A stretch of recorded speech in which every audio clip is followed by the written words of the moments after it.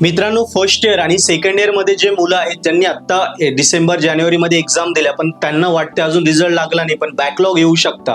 आणि जर बॅकलॉग जर आले ते विषय, तर मग आपल्याला पुन्हा काय परत एक्झाम कधी द्यायची. सेकंड इयर 24 पॅटर्न आणि फर्स्ट इयर मध्ये 24 पॅटर्न. फर्स्ट इयर मध्ये 2 मुलं आहे, बॅकलॉगचे ऑलरेडी मुलं होते ज्यांनी 70 मार्काचा पेपर दिला होता, आणि जे रेग्युलरचे होते ज्यांनी 60 मार्काचा पेपर दिला, पण त्यांनाही वाटते की आमचे बॅकलॉग राहू शकतात. मग आता पेपर पुन्हा आपल्याला देता येतात का, किंवा त्या कधी देता येईल. सो लक्षात घ्या, सेकंड इयर जे आहे, सेकंड इयरची बॅकलॉगची एक्झाम ही मे मध्ये होईल.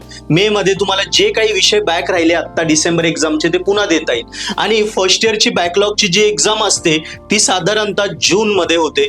जून मध्ये जे काही आता तुम्ही जानेवारीत पेपर दिले त्याच्यातले काही बॅकलॉग राहिले तर जून मध्ये तुम्हाला देता येईल. आता फर्स्ट इयर मध्ये पुन्हा 2 केस आहे, एक 60 मार्काची एक्झाम आहे आणि एक 70 मार्काची.